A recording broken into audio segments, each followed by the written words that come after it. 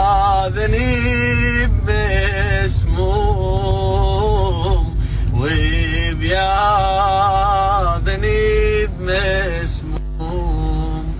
عادتي الميت يشيعه تحضر اولاده وخوته عن يساره وعن يمين